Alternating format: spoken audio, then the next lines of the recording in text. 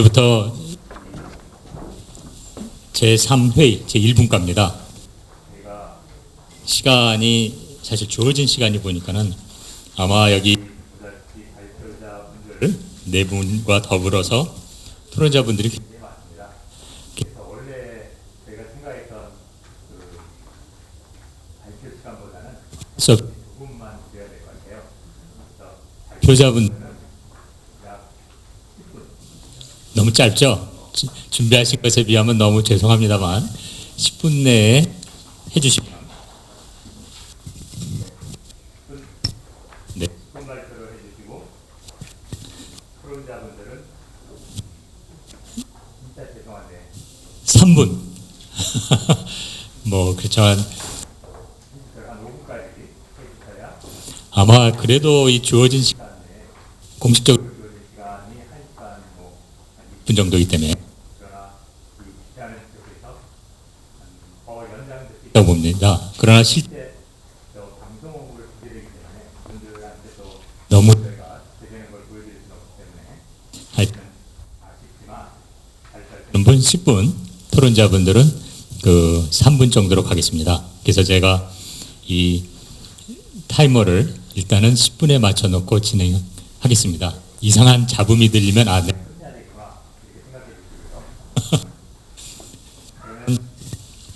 이 포스트 코로나 그 19시대 중앙과 지방의 혁신 모델 좋은 발표를 기대하면서 이 오늘 발표자분은 모두 네 분 계십니다.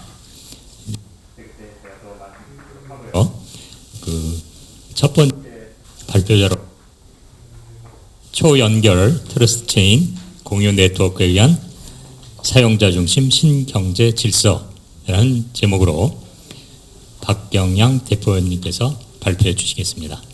알겠습니다.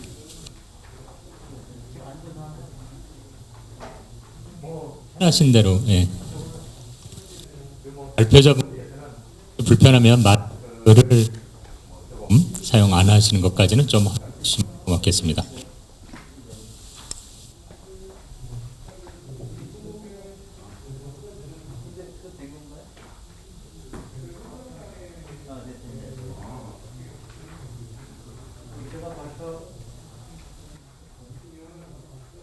예, 안녕하십니까. 저는 하릭심포트의 박경양입니다. 지금 사용자 중심 결제라는 사업을 하고 있고, 거기서부터 생기는 네트워크가 트러스트 체인입니다. 그러니까 블록체인이 아니고 트러스트 체인이라는 얘기를 하는 거거든요. 왜냐하면 블록체인이 트러스트가 없기 때문에 새로운 트러스트 체인 네트워크에 의한 새로운 경제 질서가 나오고 있다는 거고요. 이거는 제가 그 워싱턴에서 주요 경제학자들하고 자본주의 4.0 책을 쓴 아나톨레 깔레스키를 비롯해서 여러 경제학자들하고 세미나 주제로 준비하고 있던 내용입니다.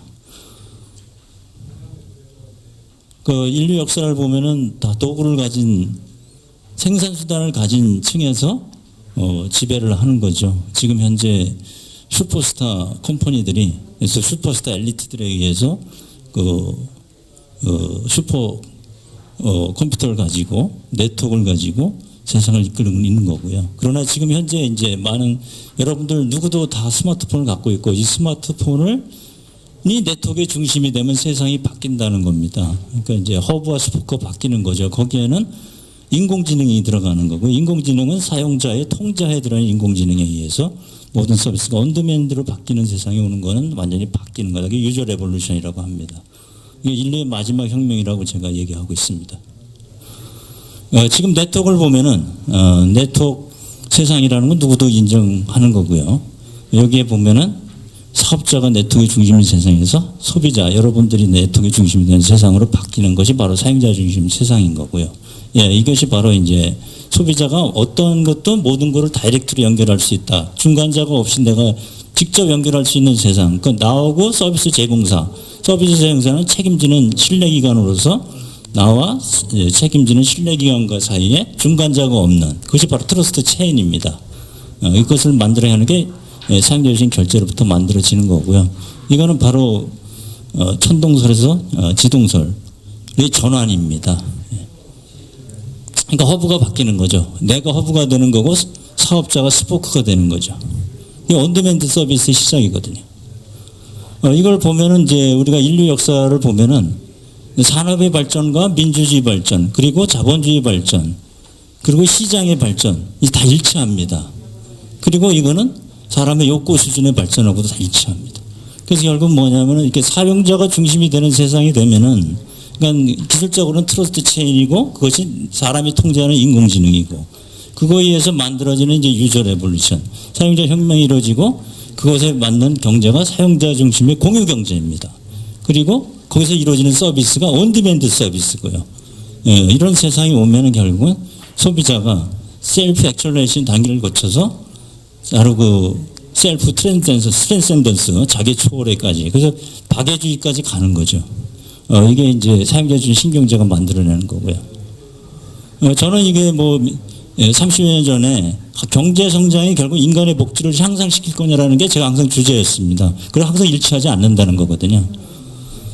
제가 그 90년도에 번역 작업에 참여했던 책이 마이크로모트 매크로뷰, 토마스 셀링 교수가 쓴 책인데, 항상 그 개인의 욕구를 극대화하는 것이 인간의 기본이다. 그리고 그거를 보장했을 때 그것이 사회 공동체 선으로 유지가 되게끔 사회 제도가 만들어져야 되는 거죠.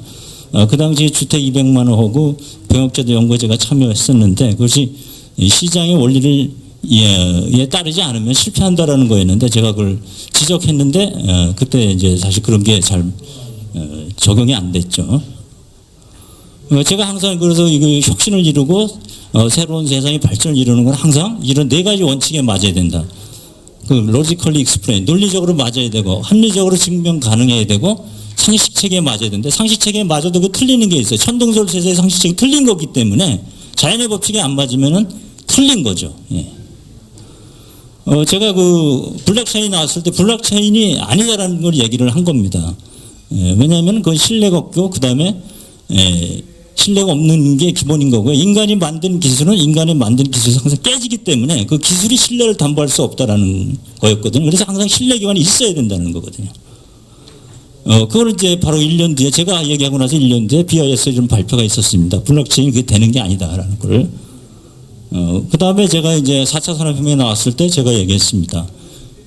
지금 4차 산업혁명 얘기하는 건 실체가 없다. 결국은 뭐냐면은 인공지능 협력에 의해서 산업 발전이 이루어지는데, 마지막은 뭐냐면 사용자 인공지능에 의해서 모든 것이 이루어지는 거다. 인공지능은 사람의 통제를 받아야 된다라는 거예요. 지금 블록체인 보면은 이렇게 이제 자기가 그 신뢰 기간을 없애고 중간자를, 그러니까 그 금융기관을 없앰으로 인해서 개인 간의 거래를 하겠다고 해서 장부를 나눠 갖고 있죠. 그러니까 사실은 리던던시가 되는 거예요. 이게 사용자가 많아지면 많아질수록 스케일러비티 문제가 생기고, 속도의 문제가 생기고, 또 가장 문제는 뭐냐면은 아까 얘기한 대로다가 기술은 기술에 의해서 극복이 되기 때문에 우리가 상상할 수 없는 일이 일어나죠. 그래서 내가 어떤 여기 노드를 잊어버리면, 내가 키값을 잊어버리면은 내 거 재산이 없어지는 거거든요. 찾을 수가 없어요. 트러스트가 없는 거죠. 그래서 항상 여기 트러스트가 껴야 돼요. 트러스트가 끼면은 모든 게 해결된다. 보안도 해결되고, 이피션시 해결되고, 모두에게 혜택을 줄 수 있다라는 게 바로 트러스트 체인이거든요. 그래서 이게 미래 블록체인이라고 제가 몇 년 전부터 발표한 내용입니다. 이거는 바로 뭐냐면 내 정보를 남이 가져가는 건 안 된다라는 것부터 시작을 한 겁니다. RFID 같은 경우. 그래서 내 통장에 모든 게 있어야 된다. 지금의 결제는 내 정보를 주는 거거든요. 카드 정보를. 그렇게 하면 안 된다라는 거거든요. 돈을 내는 사람이 내가 내 컴퓨터에서 알아서 돈을 보내주면 된다라는 게 이제 상용적인 결제의 시작이고, 이것이 바로 이제 트러스트의 시작입니다. 내가 직접 하게 되면 정보를 어디 보관할 필요도 없고, 내가 항상 나라는 것만 증명하고 돈을 결제하면 되는 거거든요. 그래서 보면 기존의 결제 시스템은 미들맨이 있는 거고요. 사용자의 결제는 미들맨이 없는 구조예요. 그래서 트러스트가 되는 겁니다. 이거는 제가 그 세계경제포럼에 초청받아서 2014년도에 가서 발표한 내용입니다. 미래의 결제는 이렇게 갈 거다라고. 중간자 없는 모델로. 그게 이제 근데 저는 그렇게 했는데 2006년도에 또 한국에서 이경진 교사 이런 발표가 있어요. 논문, 국제적인 학술학회에서 논문 발표가 있었어요. 그래서 그 제가 사업하고 이런 논문하고 또 일치하는 거죠. 이게 이제 이러한 결제가 여러 금융기관하고 상점들로 공유하면 할수록 트러스트가 올라갑니다. 이걸 이용하면은, 그러니까 모든 금융기관이 한 은행처럼 움직이기 때문에 돈이 안 들어요. 인터뱅크를 해도 인트라뱅크 트랜스퍼를 하기 때문에 비용이 안 들어가는 구조가 됩니다. 전 세계가 이렇게 연결이 되는 거죠. 예를 들면 저희가 도로공사하고 지금 하고 있는데 도로공사에는 자동차 번호를 등록하고 이런 결제 시스템은 금융기관하고 다르게 연결돼서 트러스트 네트워크를 만드는데 거기에 도로공사에 또 개인의 차량이 등록되고 그러면 그 다시 트러스트를 증진시키는 거죠. 정보는 나눠 갖고 있으면서 디스트리뷰 돼 있는 거고. 그래서 이런 사용자 중심 결제는 바로 트러스트 체인을 만들어 갑니다. 제가 이제 간략하게 말씀드리기 위해서 지금 빨리빨리 넘어갑니다. 그래서 지금 보면은 기존의 페이먼트는 이런 중간자를 쓰기 때문에 트러스트가 없는 거고요. 그 다음에 블록체인도 그 피어투피어로만 하고 리스폰시빌리티가 없기 때문에 트러스트가 없는 거고. 여기 트러스트 기관, 즉 책임 기관이 책임을 다하면 트러스트가 있는 겁니다. 그래서 그게 바로 이제 트러스트 체인 개념인 거고. 이거는 이제 글로벌의 로컬라이제이션과 함께 글로벌라이제이션이 쉬워지는 거고. 이걸 공유하면은 이렇게 다 연결이 되죠. 모든 게 다 연결이 되는 거예요. 이 트러스트 체인을 모든 사업자가 연결이 되게끔 만들어지면 소비자가 이용하는 모든 서비스를 언제 어디서든지 불러다가 쓸 수 있는 거예요. 그래서 지금 뭐 우버나 에어비앤비를 공유경제라고 하는데 가짜 공유경제인 거예요. 왜냐하면 남의 물건을 갖다 파는 거지 걔네가 공유경제하는 게 아닙니다. 진짜 공유경제가 하려면 어떻게 되느냐면 나는 운전자하고 동시에 소비자이거든요. 그 네트워크에 연결되고 서로 연결되게 하면 그냥 되게 되면 되는 거예요. 그러니까 우버 에어비앤비는 공유경제가 아닌 거죠. 그렇기 때문에 우버 에어비앤비한테 얘기하는 게 뭐냐면 다 이거를 직원으로 채용하라는 거거든요. 미들맨이 자기가 다 해먹는 거니까. 그러나 이제 이게 트러스트 체인이 공유되면은 저절로 소비자이고 사용자가 한 네트워크에 연결되기 때문에 저절로 한 네트워크에서 소비자이면서 내가 공급자이고 그래서 동시에 되기 때문에 공유경제가 된다라는 겁니다. 그러니까 사용자가 내가 중심이 돼서 모든 이 트러스트 네트워크의 서비스 중심이 되면 데이터가 사용자한테 모이게 돼 있어요. 사용자한테 모이는 거는 뭐냐면 데이터가 집적이 돼서 내가 그걸 관리하는 거예요. 내가. 데이터 프라이시가 보호되죠. 그 다음에 이거를 내가 관리를 하니까 바로 이것이 마이 데이터가 되는 거고 이거는 기술 본건지로부터 독립을 하는 겁니다. 구글이나 에어비앤비, 구글이나 페이스북이 남이 우리 데이터를 가지고 마음대로 가서 돈을 벌잖아요. 나한테 돈을 안 주잖아요. 거기서부터 바뀌는 거예요. 내가 데이터의 주인이 되는 거고 내가 생산자이고 내가 데이터의 주인이 되는 거예요. 그래서 데이터 프라이버시가 보호되고 데이터 프라이버시가 보호돼서 데이터가 그 나라의 국민한테 종속이 되면 그 나라에 데이터가 있는 거예요. 데이터 로컬라이제이션이 되는 거고 데이터 소브린티가 보호되는 거예요. 지금 틱톡이나 이런 거를 저 미국에서 금지시키는 거 똑같은 거죠. 인도에서 금지시키고 지금 예를 들어서 알리페이나 위챗페이를 베트남이나 미얀마나 네팔에서 그걸 금지시키거든요. 왜? 자국의 금융을 침해하기 때문에. 그래서 이게 마이 데이터로 가야 되는 거고 이게 마이 AI 데이터 나한테 집적된 데이터는 내가 관리를 해야 돼. 내가 관리하는 소프트웨어가 마이 AI인 거예요. 그런 세상이 오는 거고요. 이렇게 되면은 새로운 네트워크 세상이 만들어진다. 그런데 이러한 시스템을 모두에게 공유를 하는 거거든요. 공유. 그러니까 소비자, 그냥 예를 들어서 지금 현재 소상공인은 네트워크 경제를 하고 싶어도 시스템이 없어도 못해요. 거기에 소프트웨어와 마이 AI 시스템을 공유를 해줘가지고 네트워크를 연결시켜주면은 그 소상공인들은 자기 지역에 있는 고객은 물론이고 전국적으로 전 세계적으로 제한 없이 연결해서 비즈니스를 할 수 있다. 이게 핵심이거든요. 이 트러스트 체인을 모두에게 공유해주면 새로운 경제가 만들어진다. 그게 보면 모두가 중간자 없는 경제 질서가 만들어지는 거거든요. 이게 바로 새로운 경제 질서다. 인클루시브 로컬리즘에 의해서 바로 인클루시브 그로스가 일어나는 거고 이렇게 되면은 마케팅이 어떻게 바뀌느냐? 4P에서 4C로 바뀝니다.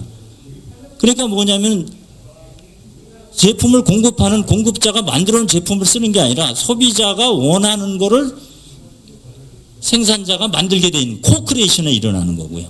예를 들면 로컬에 있는 편의점주 주인하고 로컬에 있는 그 소비자들하고 다 연결되는 로컬 네트워크가 만들어지면은 로컬에 있는 주부가 로컬에 있는 혼밥을 먹는 사람이 원하는 도시락을 만들어주는 세상으로 바뀌는 게 이게.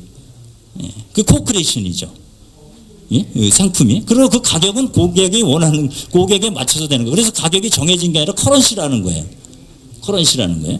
그래서 물류가 이러면 바로 이제 커뮤니티 액티베이션에 의해서 공동체의 물류가 이루어지게 돼 있죠. 같은 1분만 마치겠습니다.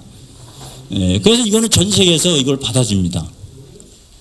그래서 전 세계로 새로운 네트워크가 만들어지게 돼 있고, 이렇게. 여기 보면 지금은 이제 자본주의가 지금 리셋돼야 된다고 하는데 핵심이 뭐냐? 인파워를 해준다는 거예요. 서로를 인파워해주지 않으면 사회가 어려워진다. 이게 이제 작년에 있던 얘기고 지금 현재 상위 10%가 80%의 부를 갖고 있어요. 이렇게 이제 상위 1%가 하위 90%보다 2배를 갖고 있어요. 그 다음에 하위 60%는 줄고 상위 40%는 계속 늘어요. 우리 70년대에는 부모보다 부자가 될 확률이 90%였는데 지금 부모보다 부자가 될 확률이 50%가 안 됩니다. 이렇게 그 다음에 한 단계를 건너뛸 확률이 이렇게 줄어들고 있어요. 어렵습니다. 그래서 결국은 뭐냐면은 결국은 자본주의에서 생산수단을 누가 소유하고 통제하느냐에 달려서 부가 결정이 된다는 거거든요. 부가. 근데 이걸 특정 집단이 주어야 되면 부가 빈부격차가 심해진다. 결국 이걸 어떻게 해야 되느냐. 이걸 공유를 해야 돼. 그러니까 자유시장 체제에서 이 핵심 생산수단을 공유를 해주면은 이루어진다는 거예요. 그러니까 어째 사적 경영에서 공유가 이루어져야 돼. 공적 경영에서 공유가 이루어지면 안 되는 거고요. 왜? 마켓을 모르기 때문에. 그래서 마켓에서 이게 이루어짐으로 인해서 새로운 경제가 일어난다라는 겁니다. 그래서 이게 새로운 세상을 만들 수 있다. 중요 생산수단을 공유함으로 인해서 새로운 세상이 이루어진다. 네, 아유, 흥미있고 중요한 발표해 주신 것 같습니다. 이 생산수단의 어떤 사적 공유를 통해서 이 또 다른 혁신이 이루어질 수 있다고 보는데, 근데 지금 이게 생중계되기 때문에 보통은 이제 발표자가 이제 발표 끝내고 토론자로 이어집니다만, 시청자분들이 굉장히 좀 어려울 것 같아서 발표 끝나고 토론자가 토론을 하는 걸로 진행할 예정입니다.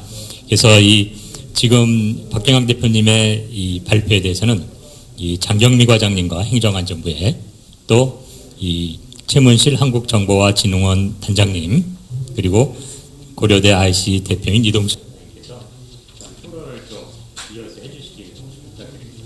먼저 이 장경미 과장님께서 해주실까요? 네.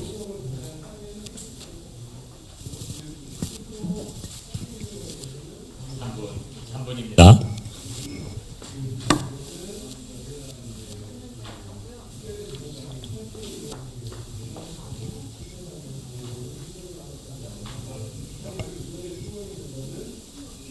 나오나요? 아.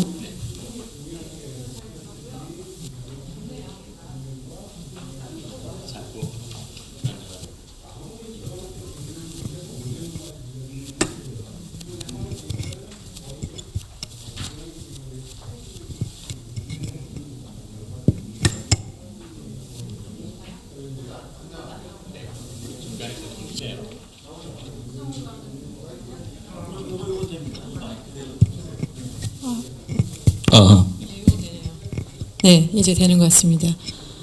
말씀 잘 들었고요. 저희는 정부에서도 그렇고 민간에서도 그렇고 이미 이제 블록체인을 가지고 지금 막 뭔가를 해보고 있는 상황이어서 민간에서 하고 있는 것들에 대해서는 그럴 수 있는 그 트러스트 없는 그 끼리 뭔가를 하기 위해서 필요한 그런 거라고 생각을 한다면 저희 공공 사이드에서는 사실 정부에서 제공하거나 공공에서 제공하는 거라서 그 블록체인으로 뭔가를 하기가 쉽지 않은 상황이었거든요.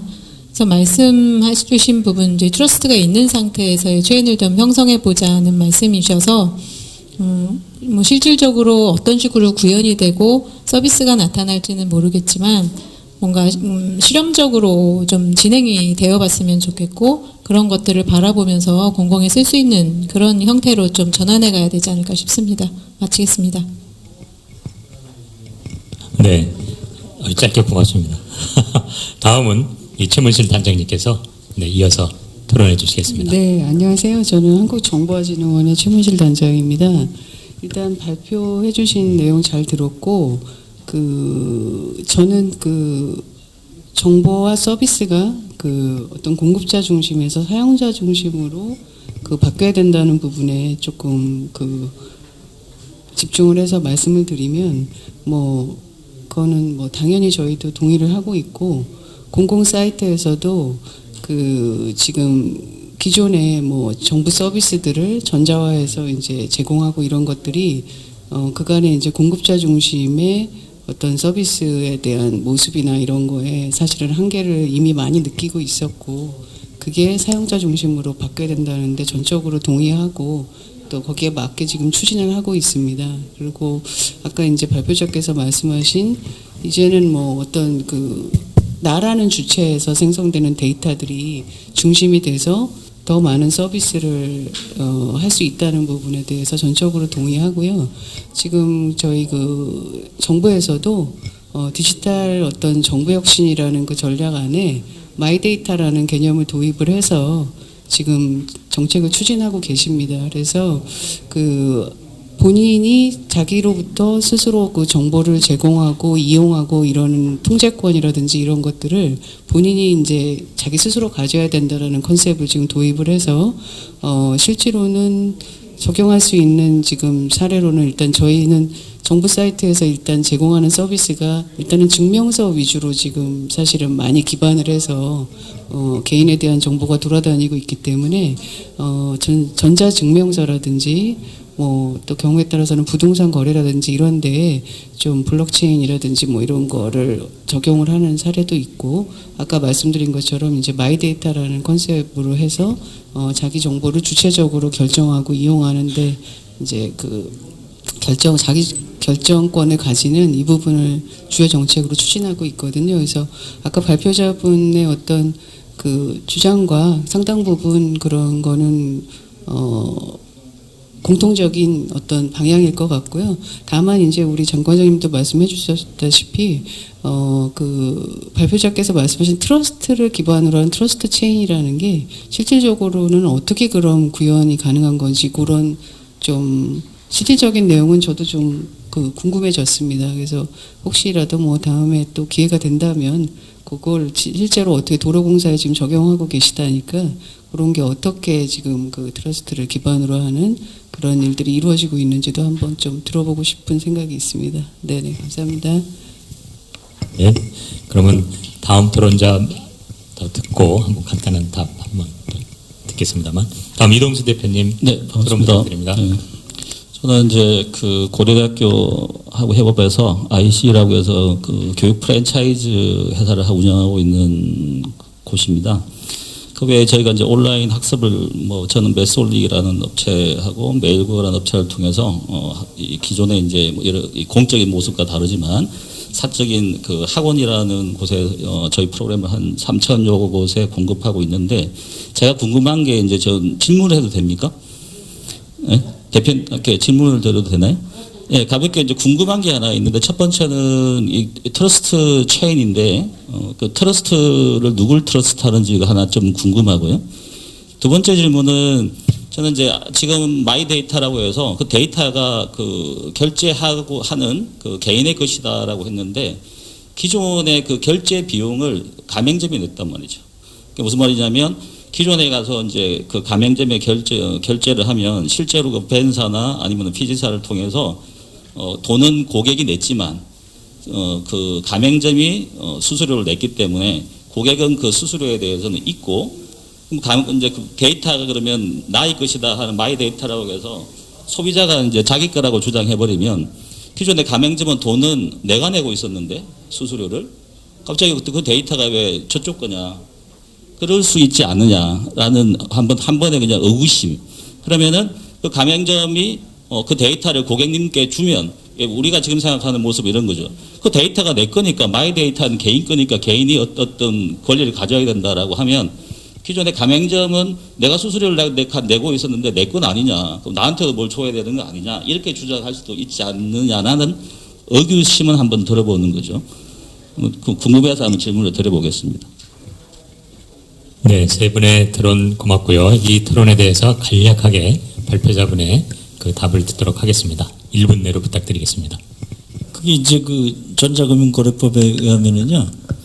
그 이제 그 개인이 거래한 데이터에 대해서는 그런 다 그 가맹점에서 데이터를 가진 거는 자기 판매한 거에 대해서 그 관리를 하기 위해서 갖고 있는 거예요. 그걸 개인 데이터를 가맹점이 사용할 수가 없습니다. 법상.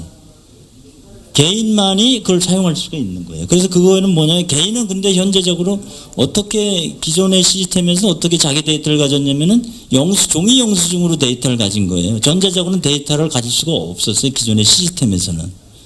그러나 사용자 중심 시스템이 되면은 그 가맹점에서 결제를 요청할 때 저의 주요 거래 데이터가 저한테 휴대폰에 오는 거거든요. 그럼 자동으로 집적이 되게 돼 있는 거예요. 그리고 기존의 그 상거래에 있어서는 그 거래 데이터에 대해서 내가 어떤 품목을 샀고 그 거래의 아이디에서 어떤 품목이 이루어진지에 대한 데이터는 어디에 있냐면은 가맹점, 그러니까 상점의 판매자의 컴퓨터에 있고 그 다음에 소비자는 종이 영수증만 갖고 있었어요. 그러면 그 데이터는 상점만 있는 거지 또 그 은행이나 카드사한테는 가지 않아요. 왜 가지 않냐면 은행이나 카드사는 개인의 그 데이터를 가질 수가 없는 거예요. 왜냐 그거에 대해 고객하고 동의를 안 받았기 때문에.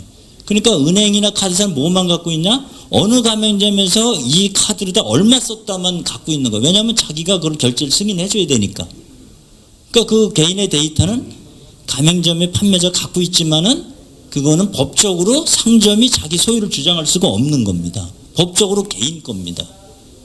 근데 이제 사용자 중심이 되면 데이터는 그걸 사용자 중심으로 오는 거니까 내가 내 휴대폰을 받아서 내가 관리를 하게 되는 거죠.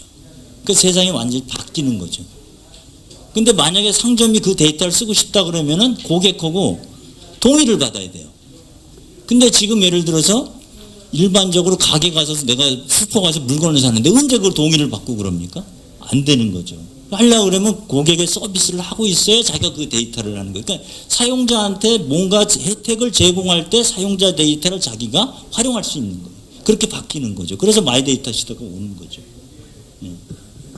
그 다음에 아까 또 질문이 하나가 또 있었던 것 같은데 트러스트. 트러스트 주체는 뭐냐면은 제가 금융거래를 한다고 그러면은요. 제가 금융 서비스에 책임져 주는데 나의 어카운트를 관리하고 책임주자는 금융기관이에요. 금융기관이 책임을 져야 되는 거예요. 그러면 이제 그가 트러스트에 대한 책임을 자기가 지는 거죠. 그러려면 그 책임을 지려면은 제가 그 계좌의 주인임을 내가 증명을 해야 돼요. 그러니까 트러스트 서비스에 제가 사용 당사자임을 내가 증명을 해야 돼. 그러니까 내가 나라는 걸 증명할 거예요. 그게 바로 뭐냐면 KYC, Know Your Customer. 제가 유저 오센티케이션, 완벽한 나의 인증에 의해서 그 기관은 나를 인증을 하고 그 다음에 내가 인증이 되면은 내가 인증된 걸 거기서 책임지고 내 거를 관리해 주는 거죠. 그 둘 간의 트러스트가 있는 거죠. 근데 거기에 중간자가 있으면 그걸 안 되는 거예요. 관리할 수가 없는 거죠. 책임지지 않는 사람이 책임지겠다라고 하는 거 똑같은 거예요. 예, 안 되는 거예요. 네, 답변 고맙습니다.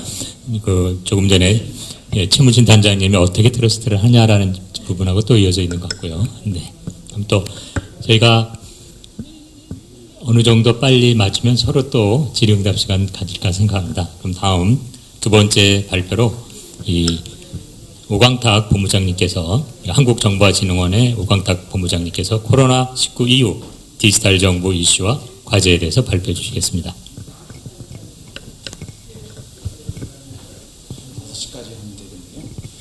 네, 방금 소개받은 한국정보화진흥원의 오광탁입니다. 저는 저희 원에서 디지털 정부 정책과 사업을 추진하는 일을 맡고 있습니다. 제가 다른 사람과의 비교했을 때 비교 위에 재능이 하나 있는데요. 말 잘한다는 거하고 시간을 잘 지킨다는 게 있습니다. 저는 시계를 별도로 맞추지 않아도 아마 10분 이내에 딱 맞춰서 끝낼 겁니다. 그러니까 우리 우 교수님께서 걱정하지 않으셔도 될 것 같습니다. 제가 준비하는 건 이제 코로나 시대의 이제 디지털 정보 이슈인데요. 아시는 것처럼 우리는 지금 코로나 이후의 시대에 살고 있다고 합니다. 기존의 역사의 어떤 편년체적 기술의 기준이 이제 BC와 AC였다면 우리는 지금 코로나 이후의 시대에 살고 있죠. 지난해 말에 중국 우한에서 코로나19가 발생한 이후에 불과 8개월 만에 전 세계 2천만 명이 감염이 되고 사망자도 70만 명이 발생하고 있는 상황이죠. 코로나 이후가 전혀 다른 세상을 만들어내고 있죠. 그러니까 이제 코로나 이후에 변화된 새로운 어떤 그 표준들, 이것도 우리가 뉴 노멀이라고 표현을 하던데요. 그러니까 분야별로 한번 어떤 것들이 일어나고 한번 보겠습니다. 여러분 다 알고 있는 내용들인데요. 경제 관점에 보면 이제 경제 위기죠.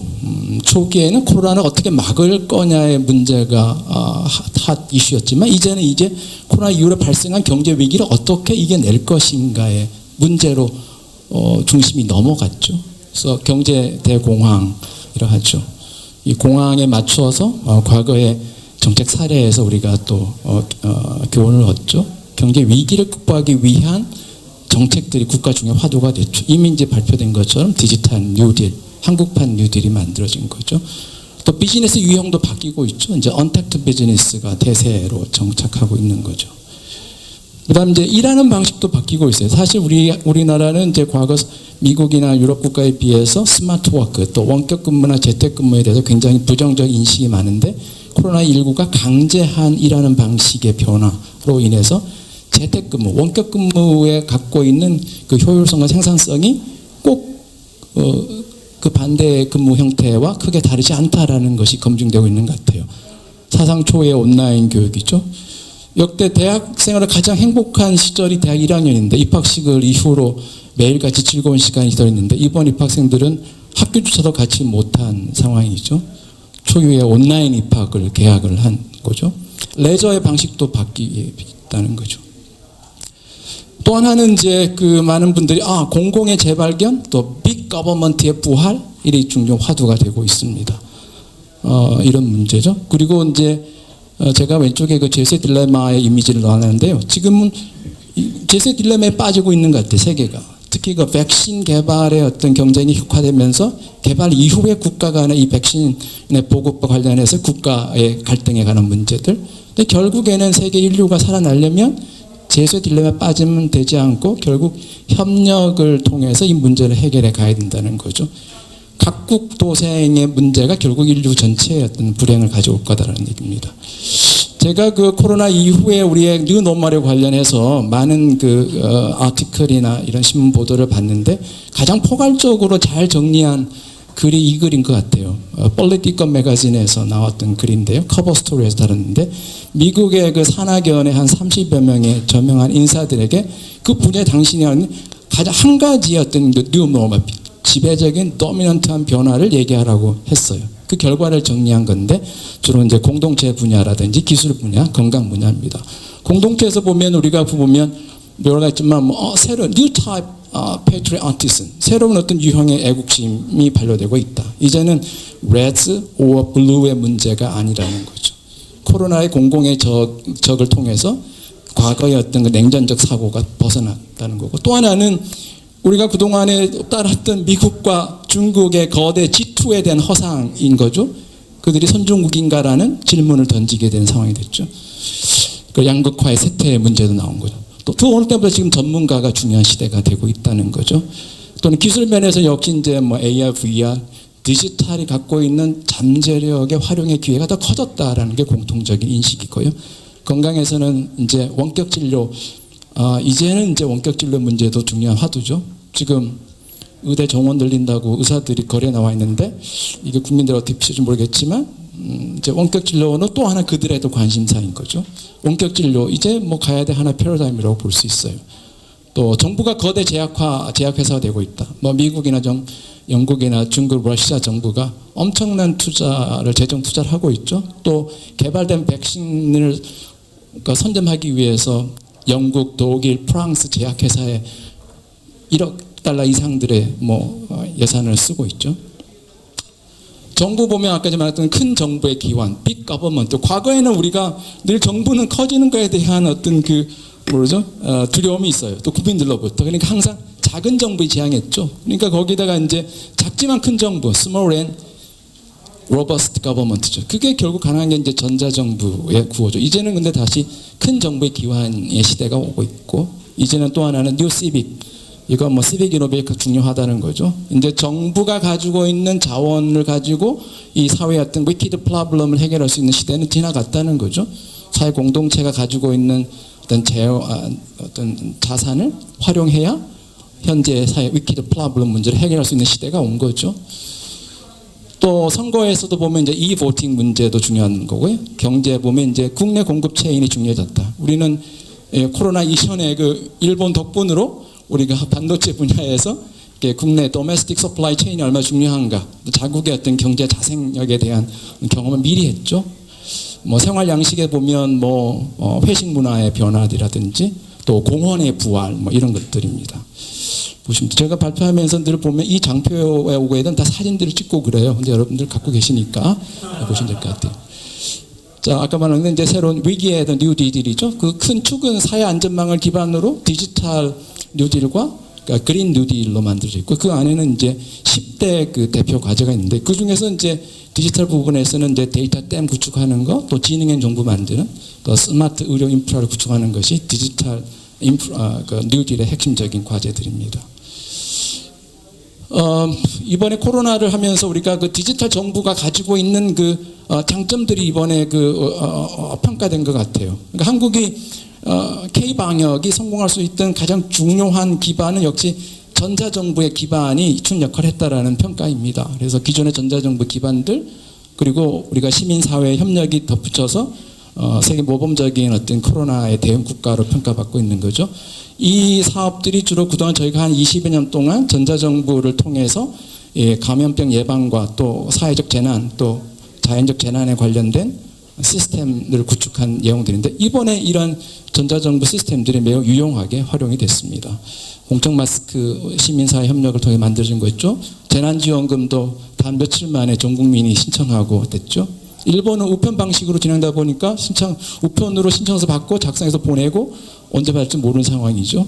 디지털이 갖고 있는 강점을 활용하고 못해 있는 국가죠. 저는 머지않아서 일본은 저는 경쟁 상대가 되지 않을 거라고 봐요. 디지털 적어도 관점에서는. 그러니까 코로나 이후에 이제 저희가 작년에 그 디지털 혁신 계획을 만들었는데요. 코로나 이후면서 이거에 대한 연동 계획을 만들었습니다. 포스트 코로나 시대 정부 혁신 계획을 만들었고요. 그래서 저희가 디지털의 전면화를 통해서 이제는 선도국을 따라가는 추격 국가가 아니라 세계를 리딩하는 선도 국가로 가자라는 비전을 만들고, 비대면 서비스 확충하는 것, 맞춤형 서비스, 데이터 활용과 민간 협력, 디지털 인프라 확충, 이런 과제들을 저희가 만들었습니다. 이 과제들은 보시면 될 것 같고요.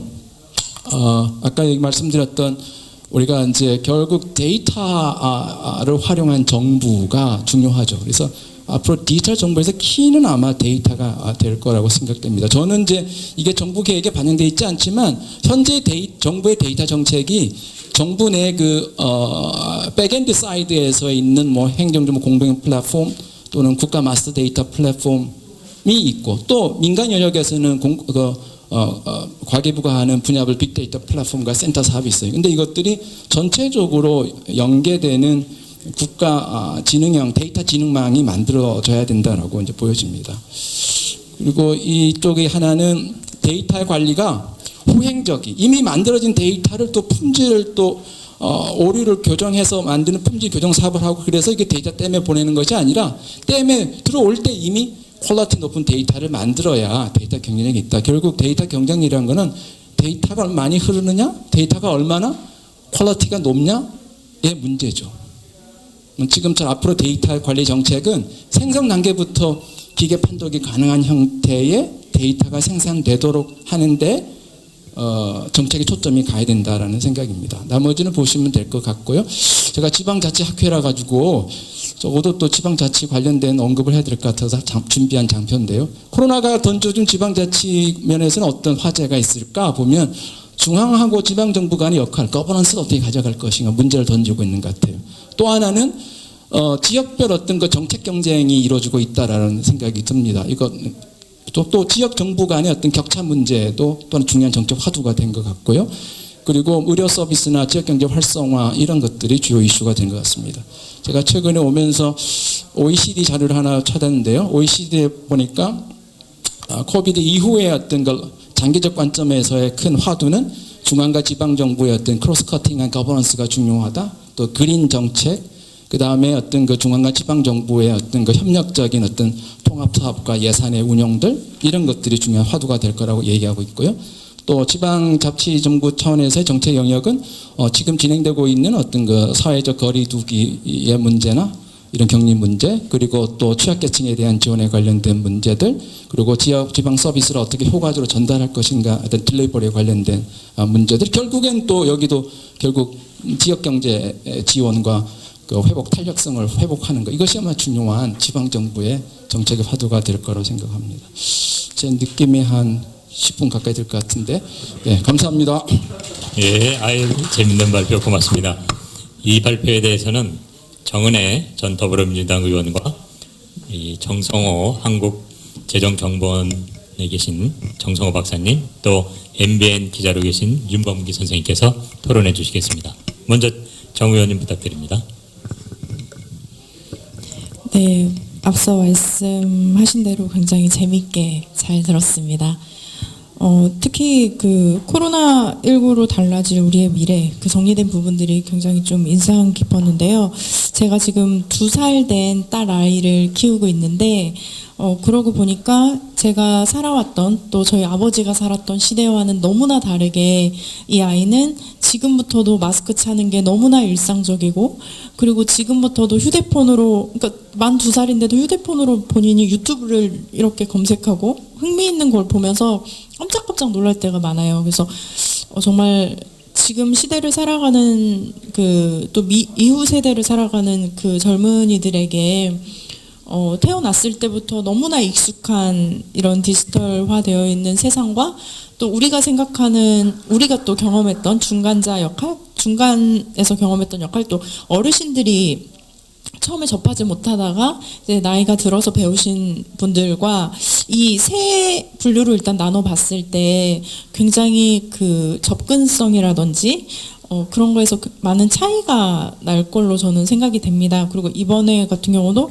재난지원금을 이제 어르신들이 어떻게 하지 못해서, 사실 저희 아마 다들 그러실 거예요. 저희 부모님 같은 경우도 너무너무 모르시니까 자녀들한테 여러 번을 물어보고 해도 안 되고 전화하고 이런 더 번거로운, 어떻게 보면 어르신들에겐 우편이 더 편할 수도 있을 것 같은데 앞으로의 시대는 이렇게 변할 수밖에 없으니 이런 디지털화 되어 있는 세상에서 좀 뒤처져 가는 분들, 특히 어르신들이나 이렇게 접근성이 낮으신 분들에 대한 어떤 대책이라든지 대안이라든지 이런 것들이 있는 게 굉장히 중요할 것 같고요.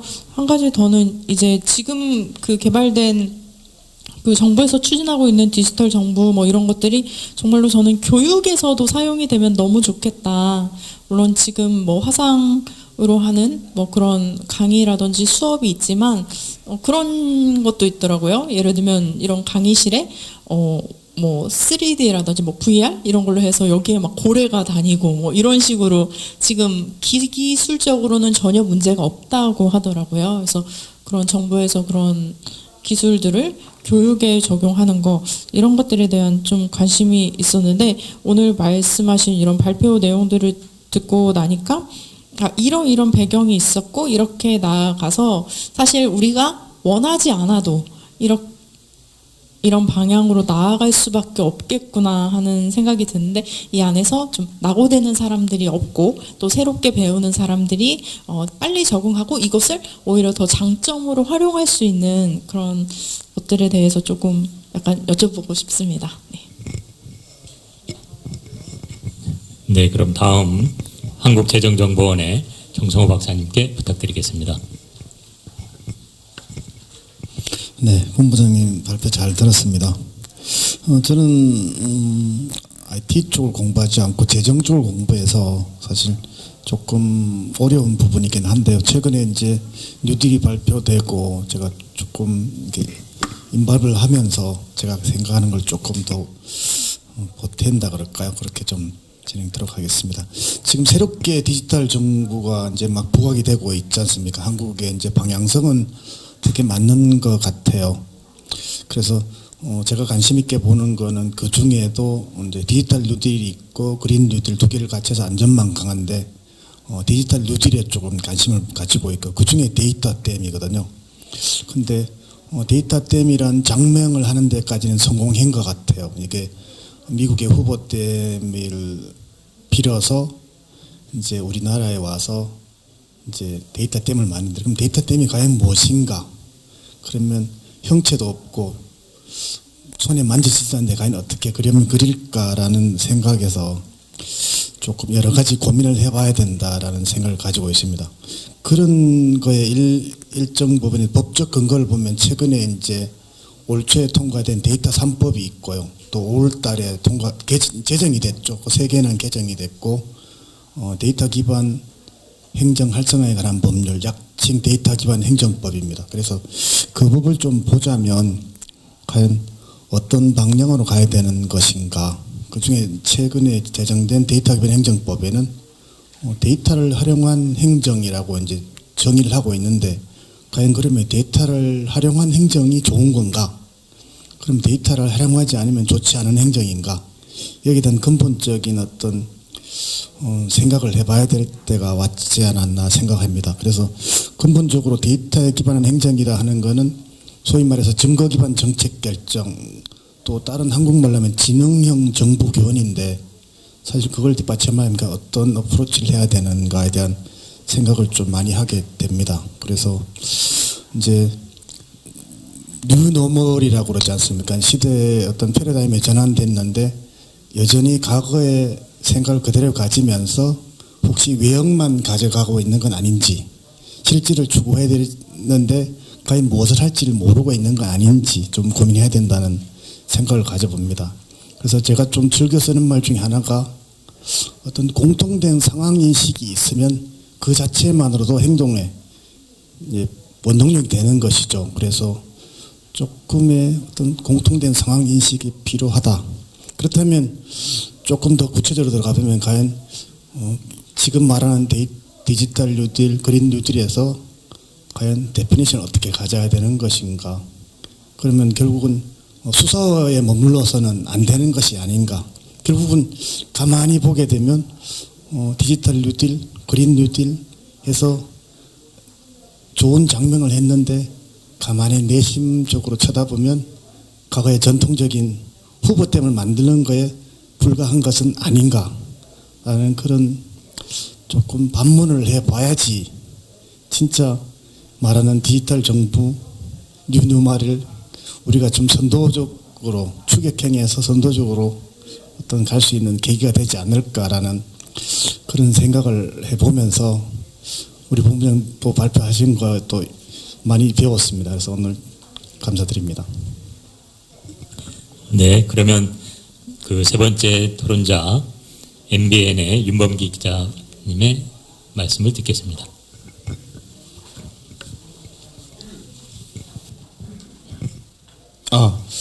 예, 저 행정안전부 출입기자를 했었던 MBN의 윤범기 기자입니다. 발표 너무 잘 들었고요. 정말 말씀을 재밌게 하시고 시간도 잘 지켜주셔서 감사합니다. 그 디지털 정부 전환은 저도 옛날에 출입할 때 그때도 추진했던 사안이라 좀 봤었는데 그동안 많이 진전이 되고 또 이번 코로나 위기의 극복에도 많은 도움이 된 것 같아서 저도 지켜보면서 뿌듯하다는 생각을 했었는데요. 근데 이제 이런 그 정부의 한국판 뉴딜을 통한 디지털 뉴딜 다 필요하고 좋은 일이라고 생각은 하는데 이 하드웨어의 혁신 못지않게 그런 디지털로 전환된 정부를 운영하기 위한 어떤 공무원들의 소프트웨어의 혁신도 필요하다. 저는 좀 그런 얘기를 강조드리고 싶은데요.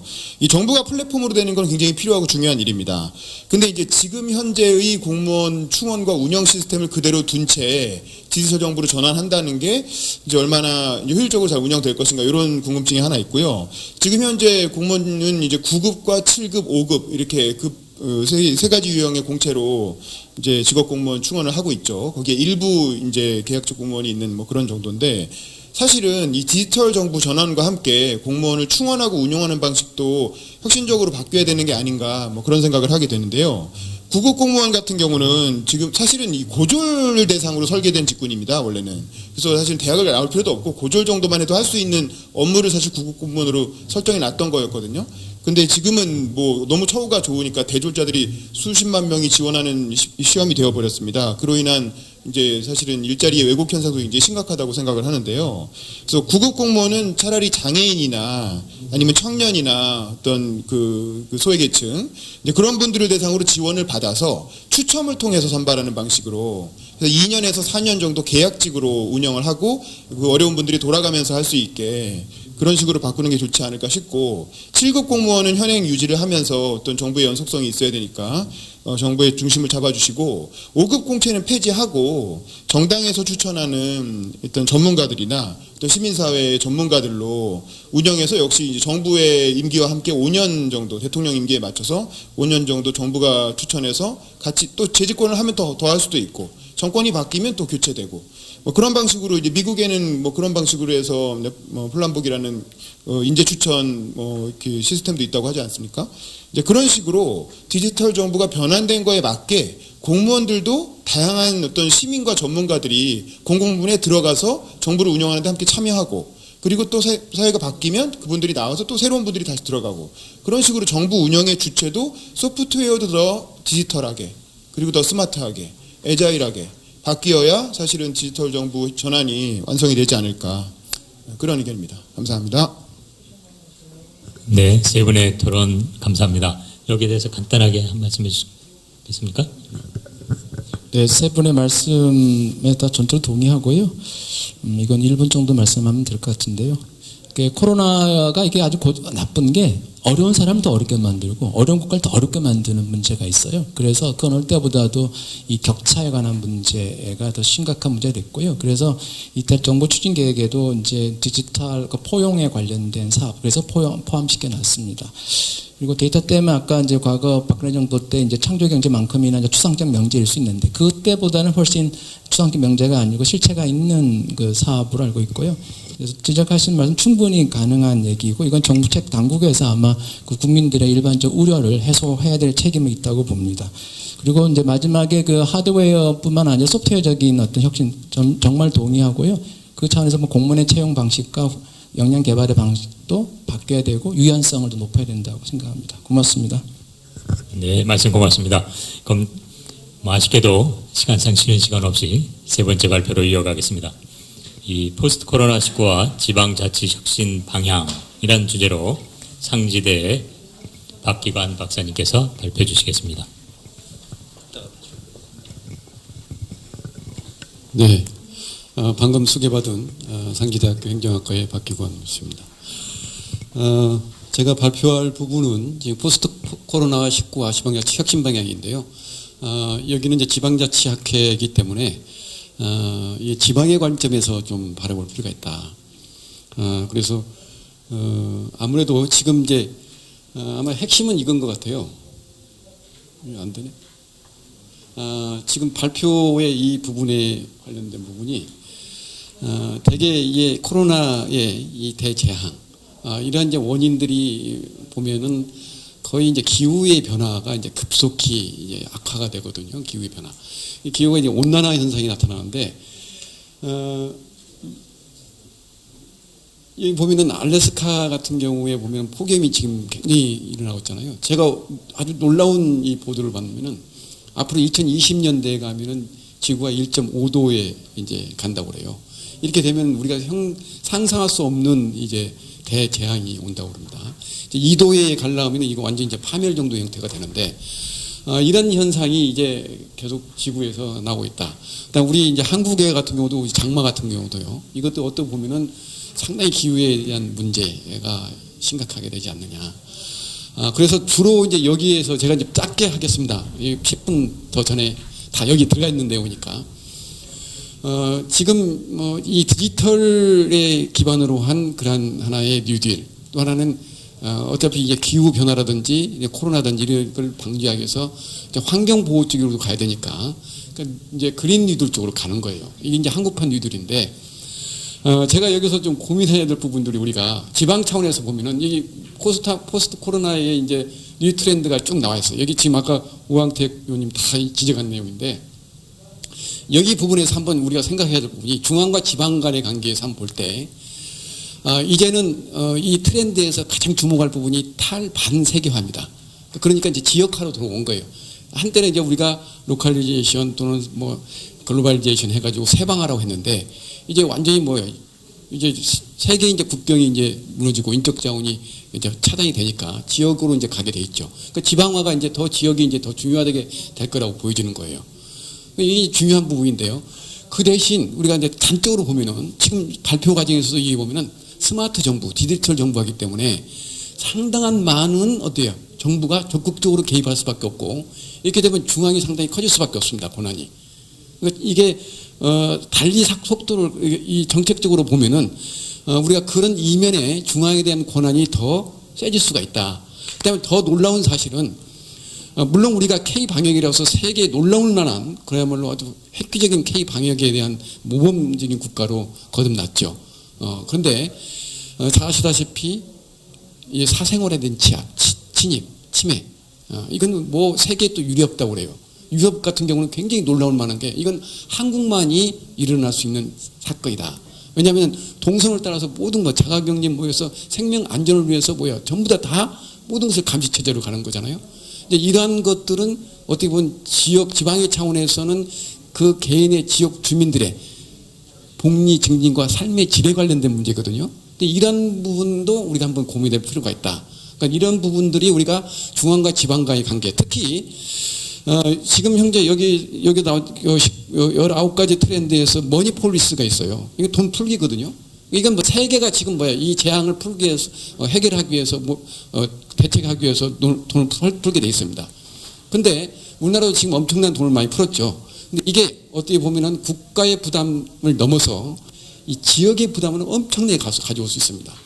사실적으로. 제가 지금 이번에 재정진단 나가면서 지역의 이렇게 재정을 쭉 들여다봤더니 이게 나중에 뭐냐면은 3차, 4차 추경까지 갔는데 나중에 보조금 쪽으로 가고 지방세가 이게 유축된 상태에서 보조금 위주로 가니까 나중에 이게 엄청난 압박으로 돌아올 수가 있어요. 그래서 이러한 문제도 한번 우리가 고민해 볼 필요가 있다. 이런 말씀을 드리고 싶고요. 시간 관계상 그러면 이제 어떻게 할 것이냐? 저는 이제 이게 생각을 한번 해봐야 될 거라고 봐요. 디지털 정부 같은 경우, 스마트 정부 같은 경우는 그야말로 테크놀로지라 하는 겁니다. 기술적인 기반으로. 근데 우리가 또 더 좀 크게 정책적인 측면에서 중앙과 지방을 바라볼 때에는 이 앞으로의 이러한 코로나 이후에 그럼 우리가 대처하기 위해서 디지털 기반으로 한 정부가 탄생하고 그 소프트가 이루어지는데 그러면 이거 지방 차원에서는 어떻게 생각해야 될 것이냐? 조직을 어떻게 개편할 것이냐? 인사를 어떻게 선생님 아까 얘기했던 거는 어떻게 개편할 것이냐? 이거 굉장히 문제예요.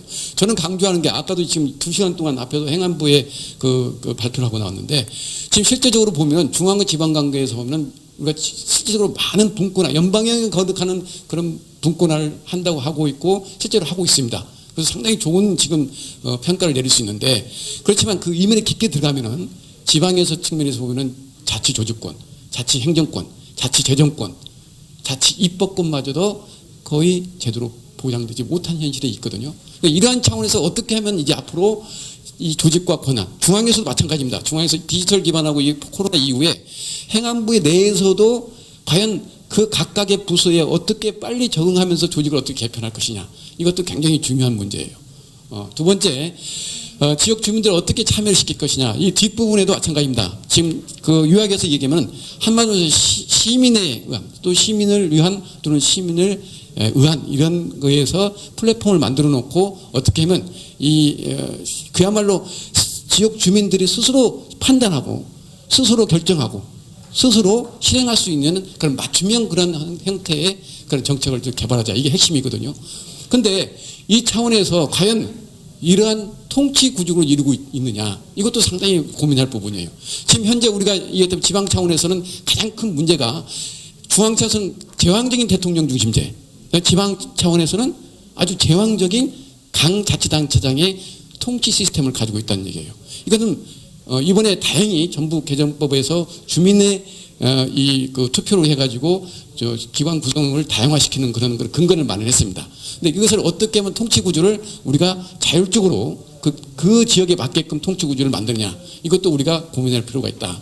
어떻든 이제 앞으로 여기 핵심은 디지털 기반으로 한 정부 차원에서 지방이 그야말로 수요의 측면, 수요자 측면, 즉 지역 주민들의 살고 있는 지역이 그야말로 발전하고 지역 주민의 삶의 질이 높아질 수 있는 주민의 복리 증진이 높아갈 수 있도록 시민을 위한 디지털의 플랫폼을 형성해서 그야말로 잘 할 수 있는 그런 역량을 갖추는 게 가장 중요하다. 이렇게 말씀드렸습니다. 고맙습니다. 네, 발표 감사합니다. 토론자로는 두 분을 모셨는데요. 행정안전부의 이항정 국장님, 그리고 경기도의회의 유광혁 의원님께서 해주시겠습니다. 먼저 이 국장님께 부탁드리겠습니다. 네, 사실 제가 지금 마스크를 벗지 않고 말씀을 드리고 있는데 제가 사회재난 대응 국장입니다. 말씀하실 때 다 마스크를 돌려서 마이크를 쓰고 또 이렇게 갖다 대시는 모습을 보고 굉장히 겁을 많이 먹고 있고요.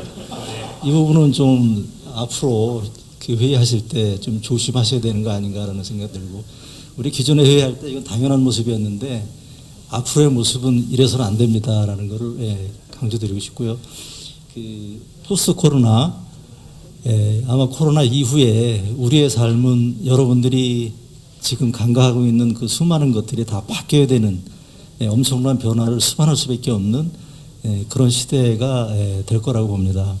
아마 근데 오늘 주제는 이제 디지털과 우리 지방자치 혁신 뭐 이렇게 좀 좁혀서 생각을 해야 될 것으로 좀 말씀을 드리는데, 질병관리본부가 지금 잘하고 있죠. 그리고 이제 보건복지부하고 저희 행정안전부가 중심이 돼서 코로나 지금 대응을 하고 있는데, 가장 중요한 역할을 하고 있는 것은 지방정부입니다. 필드 플레이어로서 현장에서 실제 이 진단을 하고, 먼저 감시하고 진단하고 검사하고 그다음에 치료하고 격리하는 이 과정에 있어서 맨 앞에 나가서 실제 그 일을 하고 있는 사람들은 지방정부예요.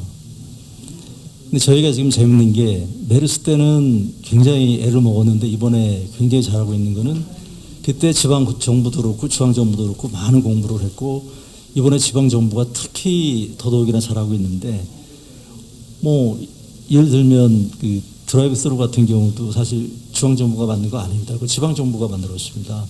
그게 이제 전 세계적인 하나의 어떤 좋은 정책 툴이 됐듯이, 또 그리고 우리 지난번 이태원 클럽 사건 때, 사고 때, 그때 익명을 보장하면서 검사를 했잖아요. 이거는 저희가 상상하지 못했던 일인데, 이제 서울시라는 지방자치단체가 그거를 한 겁니다. 이런 식의 어떤 지자체가, 지방정부가 창의성과 자율성을 갖고 해나가지 않으면 이 재난관리, 울리백이 그랬잖아요. 이제 위험사회라고. 고도화된 산업 구조일수록 위험 요소는 좀 더 많아지고 우리가 극복하기 더 어려워질 거다. 지금 그 시절을 우리가 지금 겪고 있는데, 여기에서 가장 중요하게 우리가 고려해야 될 부분은 디지털이라는 어떤 도구와 이거를 이용해서 잘 현장에서 대응할 수 있도록 지방자치가 활성화되는 게 저는 가장 중요한 게 아닌가라고 생각을 합니다. 저는 이제 재난관리를 하는 사람의 입장에서 재난관리 측면에서만 말씀을 드렸습니다. 예, 다음은 유 의원님 부탁드리겠습니다. 들리시나요? 앞에서 이제 마스크 쓰시라고 했는데 좀 이거 쓸까 말까 고민이 되네요, 정말. 제가 사실상 이제 지방자치 혁신 방향이라는 주제를 보고 했을 때 가장 이제 먼저 떠오르는 건 사실 지방 분권에 대한 얘기를 안 할 수가 없는 거예요. 사실 자치단체의 혁신의 기본 전제가 되는 게 법적으로는 지방자치법 전문 개정안이 국회에서도 반드시 통과돼야 되는데, 현실 정치에 좀 막혀서 이 부분이 좀 해결되지도 않고 있고, 이번 코로나19로 인해서 사실 제가 포함한 경기도의회, 이재명 지사가 있는 경기도의회에서 입장은 굉장히 좀 신속하게 대응을 좀 했잖아요. 이게 이렇게 신속하게 대응할 수 있었던 건 단체장의 어떤 의지도 있었지만, 또 저희 경기도의회 같은 경우 대다수의 의원들이 또 한 정당으로 이루어져 있어요. 그래서 이렇게 나름 이런 또 구조적인 어떤 문제도 있지 않나 생각을 하고 있고요. 사실 지방분권에 대한 개념을 잠깐 얘기를 좀 더 드리고 싶은 거는, 지방분권이라는 문제가 이 국토 비평준화 혹은 우리 국토 발전에 대한 저해가 되는 부분들을 해결하기 위해서 가는 건데, 사실 이 안에서는 전제되어야 될 조건들이 굉장히 많다는 생각을 해요. 지방권은 곧 재정분권에 대한 이야기를 안 건널 수가 없는 부분이거든요. 근데 이 재정분권에 있어서의 지금 현실은 재정 분배, 통치를 위한 분배로서의 한계를 갖고 있지 사실 각각의 지역에 대한 특성이 반영되는 재정 분권이 기초적인 작업이 좀 돼 있지 않다. 도리어 이런 게 좀 많이 오류 섞인 생각이 갖고 있고 이는 곧 각각 그 인구 20만 미만의 소도시 같은 경우는 지방선별로 어떻게 하면 더 가속화시킬 수 있는 그런 부분도 좀 있어서 이런 것들이 중앙정부와 지방자치정부에 대해서 지방정부의 어떤 오래된 어떤 수건된 이야기들을 많이 논의가 돼야 되는데 전혀 이런 게 이루어지지 않고 있어요. 한 예로 제가 살고 있는 곳이 동두천입니다. 인구 10만인데 지금 2년 만에 한 4, 5천 명 정도가 줄었어요. 그래서 지금 9만 3천 몇 명까지 이제 그 언저리까지 와 있는데 저희 지역 같은 경우는 42%가 미군기지로 이루어져 있어요. 축구장 하나 짓기가 힘들죠. 미군기지 이전에 대해서는 사실 국가가 나서서 주도적으로 좀 해줘야 되는데 이 부분도 녹록하지 않고 그렇다면 저희 같은 지역에 있어서의 지방의 생존법은 기타 다른 곳이랑 좀 다르다. 이제 이 다음 발표가 아마 애자일 정부라는 개념을 하시는데 말 그대로 그 부분이 신속하고 밀접하게 대응하려면 유연하게 가야 되는 거거든요. 그 유연성의 전부 담보되는 조건 자체가 지역에 대한 이해도가 좀 있어야 된다. 그런 생각 좀 많이 좀 전화해 드리고 싶고 그리고 너무 발표 내용 너무 잘 들었습니다. 이상입니다. 네? 어때 이 토론에 대해서 간단히 뭐 1분 코멘트 해주시려면 해주시고요. 뭐 없으면 또 안 해주셔도 돼요. 일단 그 말씀 잘 들었는데요. 가장 중요한 게 지방 차원에서 보면은 지적이 했다시피 실제적으로 지방의 자치 입법권이 전혀 지금 보장이 안 돼 있어요. 이게 뭐냐면은 헌법에 우리가 잘못돼 있거든요. 헌법 자체 117조 1항에 보면은 자체 개헌 규정사항을 법령에 딱히 못 박아놨어요. 그다음에 지방자치부 전부 개정안도 이번에 바꾸라고 했는데 안 바꿨고 29조에 보면은 조례는 법령이 범위 안에서 하라고 했습니다. 이게 모두 다 걸려 있으니까 지방에서는 할 수가 없죠. 이 코로나 대응도 마찬가지입니다. 그야말로 이 지방자치가 실시 안 됐으면은 이렇게까지 우리가 정말 대응했을까? 저는 그 의심스럽거든요. 그나마 그래도 91년에 그렇게 지방자치가 그 하면 안 된다는 그 많은 압박도 있었고 그랬지만은 지방자치가 이렇게 됐으니까 이게 가능했다. 그런 차원에서 지방이 자율성을 더 줘야지 스스로 빨리빨리 그 디지털 기반으로 해서 빨리빨리 시민들을 위한 그러한 것들을 서비스를 제공할 수 있다 이렇게 보여집니다. 네, 고맙습니다. 그럼 마지막 발표로 그 포스트 코로나 시대의 애자일 정부라는 그 주제로 과학기술정책연구원의 김인숙 박사님께서 발표해 주시겠습니다. 예, 반갑습니다. 김인숙입니다. 오늘 제가 말씀드릴 거는 두 가지입니다. 애자일 정부라는 것은 무엇이며 이거를 how to 어떻게 할 것이냐 이거요. 저는 이제 포스트 코로나 하면 저한테 떠오르는 거는 우리가 퍼스트 무버다. 퍼스트 무버라는 건 개념을 설계하는 겁니다. 개념을 설계할 수 있느냐. 그리고 앞으로는 생태계의 경쟁력이다. 하나의 제품, 하나의 서비스가 아니라 생태계 전체로서의 경쟁력이라고 생각을 하고요. 그럼 앞으로의 경쟁력의 결정적인 건 누구냐? 정책의 경쟁력입니다. 어떤 정부가 어떤 정책을 하냐가 중요해서 저는 조직혁명이라는 말을 쓰고 싶습니다. 앞으로 정부 정책은 누가 결정할 것이며 어떻게 결정할 것이냐.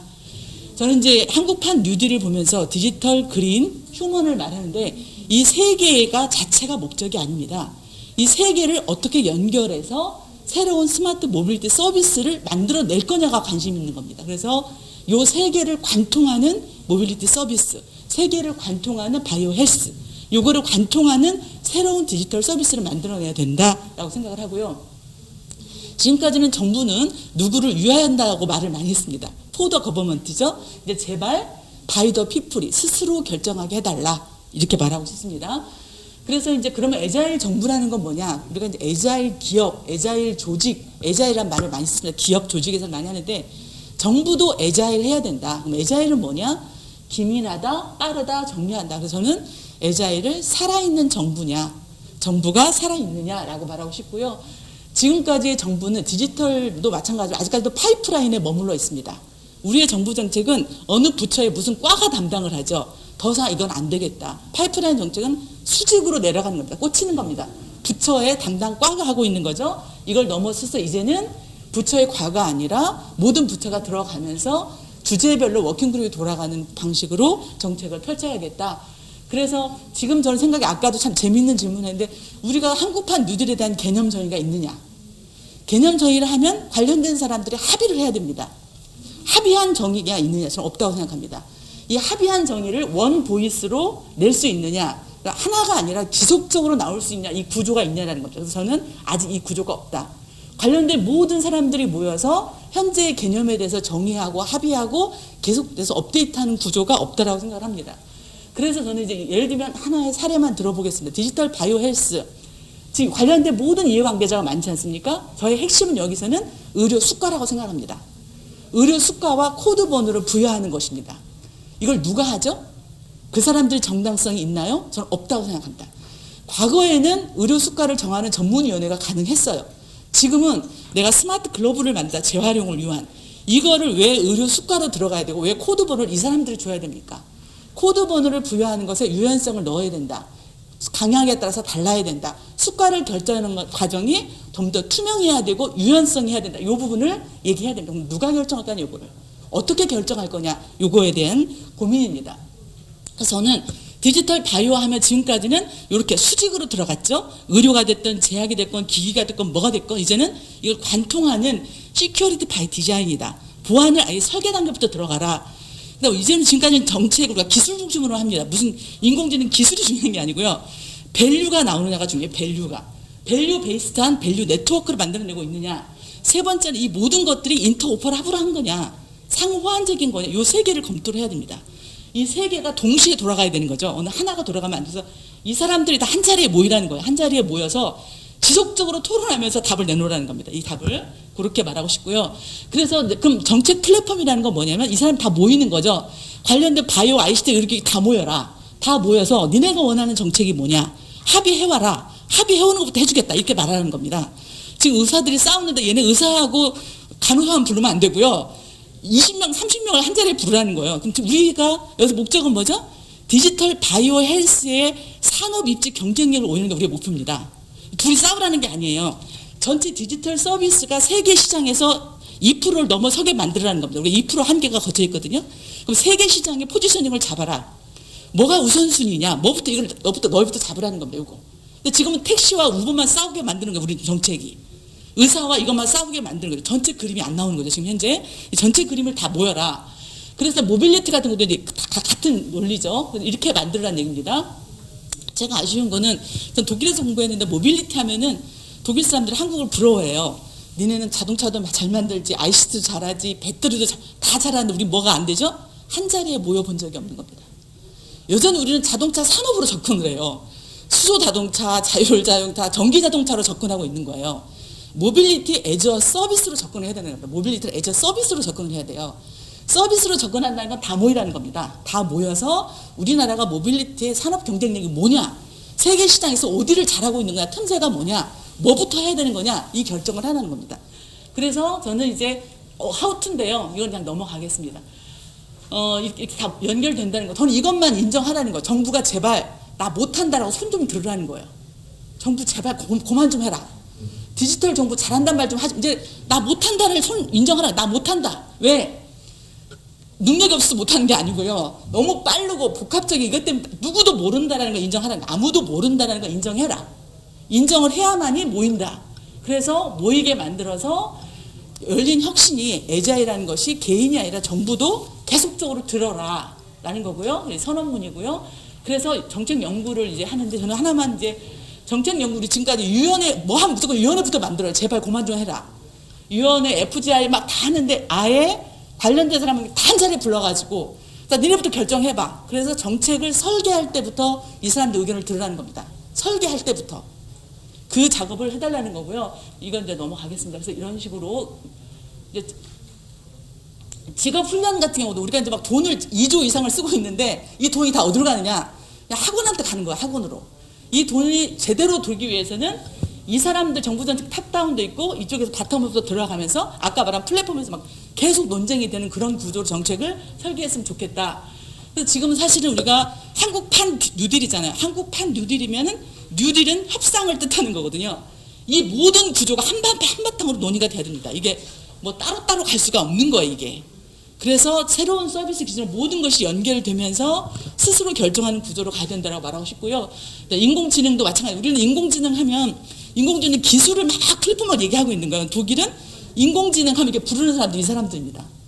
인공지능을 통해서 어떤 밸류를 만들어낼 것이며 어떤 새로운 디지털 서비스를 만들 것이냐. 이걸 누가 아느냐? 시장이 안다. 한 사람만 불러야 되냐? 아니다. 30명을 불러라. 30명을 불러서 인공지능을 활용한 새로운 디지털 서비스가 우리가 무엇이 강점이고 어디부터 치고 들어가야 되고 정책의 우선순위는 뭐고 계속해서 어떻게 업데이트를 할 것인가를 이 사람들이 결정하게 만든다는 겁니다.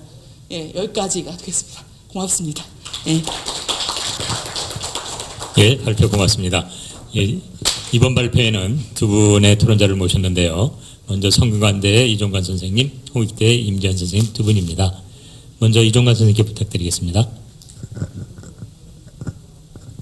예, 저는 감사합니다. 전 철학하는 사람이고요. 철학하는 사람이다 보니까 얘기를 좀 깊이 해야 된다는 강박이 있습니다. 그래서 좀 깊게 끌고 가겠습니다.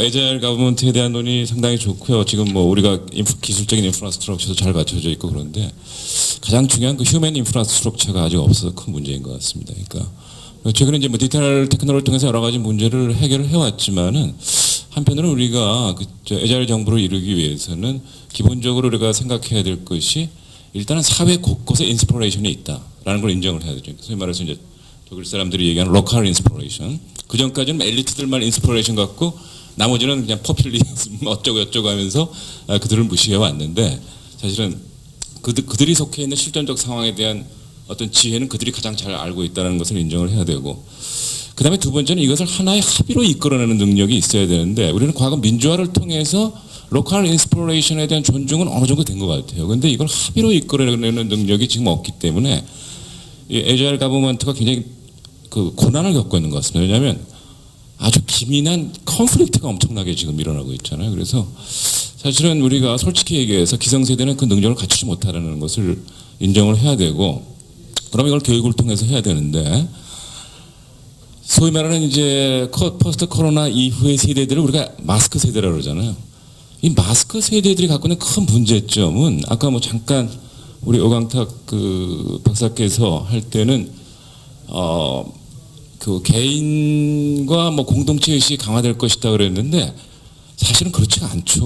오히려 심각한 그 파편화 내지는 개체화가 이루어지면서 연대가 실종되는 그런 상황이 오고 그렇기 때문에 이제 협의라든지 합의의 능력이 사실은 굉장히 실종될 것이라는 우려도 상당히 많습니다. 그래서 우리가 그런 데 대한 대책을 세우지 않고 디지털 테크놀로지를 무조건적으로 또 무차별적으로 또 현재와 같이 급속히 확산시킬 경우에는 우리가 에자일 컨플릭트만 증폭시키는 그런 결과가 되지 않을까 해서 거기에 대한 좀 인간적인 교육 여기에 우리가 중점을 맞추면서 그 인프라스트럭처, 휴먼 인프라스트럭처를 갖춰나가야 되지 않을까 이렇게 생각합니다.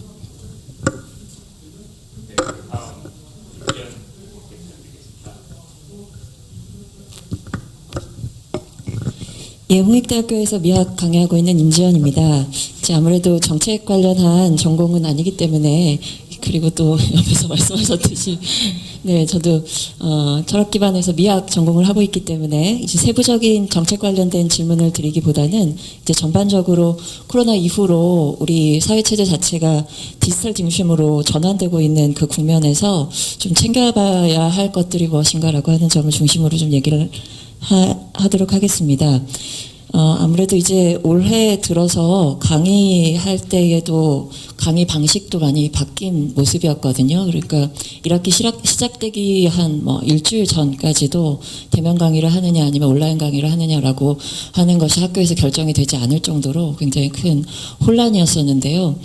그런데 이제 처음에 줌으로 온라인 강의를 한다라고 결정이 되어서 이제 강의를 시작을 좀 해보니까 아무래도 하지 않았던 방법론이기 때문에 굉장히 학생들도 그렇고 강의를 하는 강의자도 그렇고 굉장히 좀 혼란스러웠었습니다. 1차적으로는 기술적으로 접근하는 것이 너무 어려웠었고요.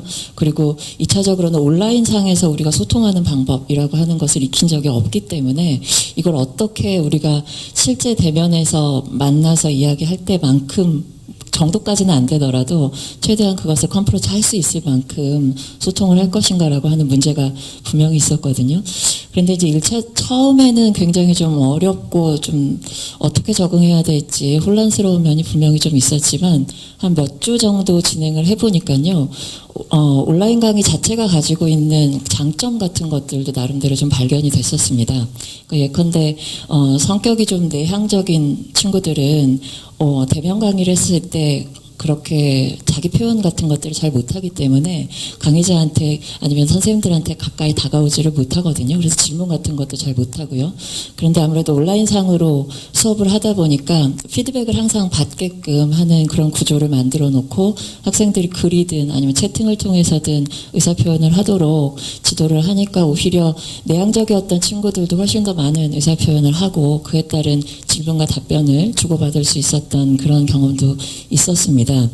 이제 그렇게 하고 보니까 이제 조금 뭐랄까요, 이제 온라인에서 그러니까 디지털로 기반하여서 수업을 하는 것이 어느 정도 좀 익숙해지다 보니까요, 조금 간사한 마음도 좀 드는 것이 계속 이대로 가도 무방하겠다라고 하는 생각도 동시에 좀 듭니다. 왜냐하면 학교에 안 가도 되니까. 그리고 지방 강의 같은 경우에는 상당히 이제 강사들 같은 경우에는 서울에 거주하고 있을 때 지방 강의를 간다 그러면 뭐 3시간 강의를 한다 하더라도 하루 종일을 소비를 해야만 하기 때문에 시간에 있어서는 굉장히 큰 어떤 효용성을 경험하는 그런 일도 있었습니다.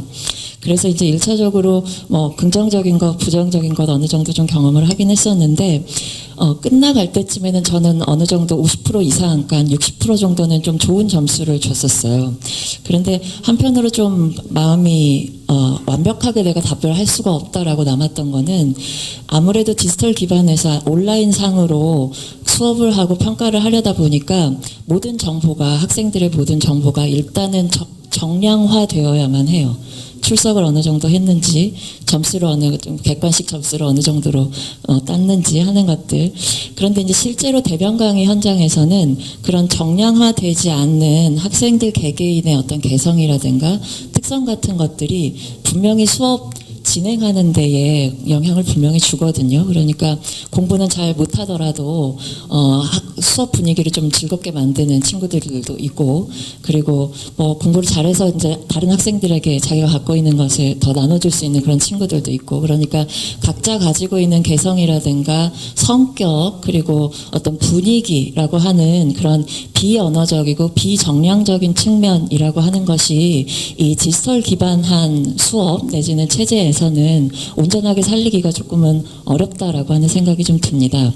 그래서 지금 애자일 정부도 어떻게 보면 디지털 중심으로 우리 사회 체제가 어쩔 수 없기는 하지만 보다 더 적극적으로 대응해 나가야 된다라고 하는 취지로 이 애자일 정부 개념을 제안을 하신 거라고 생각을 하는데요.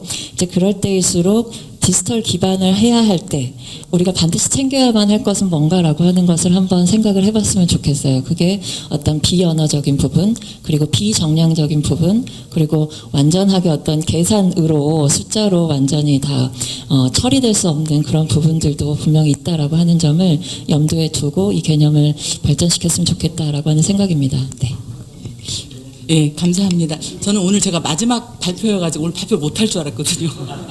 이게 80분에 4개가 불가능하다고 생각했는데 기적을 맛봤고요. 제가 제안하고 싶은 거는 오늘 여기 모인 구성원들이 굉장히 좋은 구성이에요. 제가 보면. 그래서 김찬우 교수님께서 오늘 이대로 마치지 말고 우리도 한번 뭐 선언문 같은 거 해보자. 합의문 같은 거. 오늘 온 사람들이 각 한마디씩 하는 거예요. 주장을. 그래서 그걸 연결해가지고 김찬우 교수님 정리를 해서 한번 공개하면 어떨까라는 걸 제안해 봅니다. 고맙습니다. 네, 고맙습니다. 네, 진짜 이 시간을 잘 지켜주셔서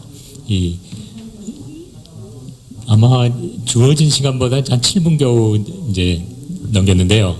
실제 집행부에서는 조금 더 이제 이야기를 나눌 시간은 있다고 합니다. 이미 얘기해서. 그래서 지금 시간이 47분인데 한 13분 정도 서로 혹시 질문이 있거나 나누고 싶은 이야기 있거나 혹은 뭐 지금 제안처럼 한마디씩 이렇게 해도 좋을 것 같은데 어떻게 서로 일단 질문 상호 간에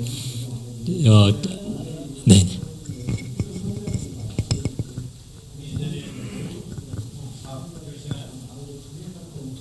이한경 또 우리 가셨나요? 아이고 그분한테 얘기해야 되는데 사실 이분 오늘 처음 뵀는데 제가 상임위가 밖에서 보건복지에 있거든요, 경기도에. 거기에 또 근무를 하셨다 그래요. 근데 아까 이제 애자일 정부라고 얘기했는데 그 일례적인 예가 하나 상임위 바뀌면서 느낀 게 있어서요. 제가 그 전에 했던 상임위가 기재입니다. 그러니까 경기도에서 대북 사업, 특히 인도적 지원을 하는 부분이 있는데 거기에 이제 말라리아 방역 이런 부분을 다루죠. 근데 그 기재위에서 하는 평화협력과에서 하는 그 내용과 그리고 이제 보건복지에서 이제 업무 보고를 봤는데 그쪽도 말라리아를 또 다뤄요. 근데 두 행정조직이 전혀 소통을 하고 있지 않은 거예요. 전혀 전문성에 대해서 서로 얘기하지도 않고 또 우연찮게 평화협력 과정했던 분이 보건복지에 또 과장으로 오셨어요. 근데 그분조차도 이제 제가 질문했을 때 전혀 관여하지 않으려는. 그래서 이제 다음 이제 9월달에 회기가 시작되면 처음으로 경기도에서 보건복지 과장이랑 기재 과장을 모시고 이 현안에 대한 이 말라리아 특히 방역권에 대해서 이번에 다루거든요. 사실은 이 광역단체에서도 이런 일들 굉장히 많을 것이고, 근데 이런 것들을 하자고 했을 때 그 행정조직 내에서 실무진들이 굉장히 좀 원래부터 했었어야 됐다. 하지만 우리가 한 번도 해본 적이 없으니 어떻게 될지 모르겠다 이런 얘기를 해요. 그러니까 여기 계시는 발표하시는 모든 교수님이나 많은 분들이 저희 같은 의회나 이런 데 좀 팁을 주시고 많이 앞으로 공론화해 주시면 이런 게 현장에서 하나하나 저희가 그 변화를 좀 유도할 수 있지 않을까 그 생각을 좀 합니다. 감사합니다. 네. 또 다른 분들 뭐. 네. 네, 여기 참석해 주셔가지고 너무 감사드리고요. 아까 이제 김인숙 박사님하고 제가 이제 같은 이제 발표문을 만들었는데 그런 말씀 하셨는데 여기 계신 분들이 다 이제 사실은 빛나는 별들이시거든요. 그 위치에서. 근데 우리가 지금까지 이제 별들이 없어서 이제 우리가 못했던 게 아니라 이 별자리를 만들지 못해서 사실은 우리가 지금보다 더 잘 될 수 있었는데도 불구하고 조금 부족한 부분이 있었다 이렇게 생각이 들고요. 그럼 앞으로 이제 이게 지속적으로 이렇게 피드백이 될 수 있으려면은 조금 더 노력을 하셔가지고 같이 좀 저희들이 이제 계속 하면서 또 아이디어도 생기고 또 몰랐던 거 알게 되고 그런 것들을 같이 공유하고 합의하는 그런 장들을 만들어 갈 때 지금보다 미래가 좀 더 나아지고 그게 진정한 어떤 지방자치의 어떤 모습이 아닌가 이제 그런 생각이 들고요. 다시 한번 이 별들께서 와주셔서 너무나 감사드립니다. 네. 네, 그러면 뭐 저희가 다음에 선언은 다음에 때 하는 걸로 하고 다른 어떤 더 나누실 말씀 없으면 2020년 한국지방자치학회 학예학술대회의 제3회의 1분가를 마치도록 하겠습니다. 감사합니다.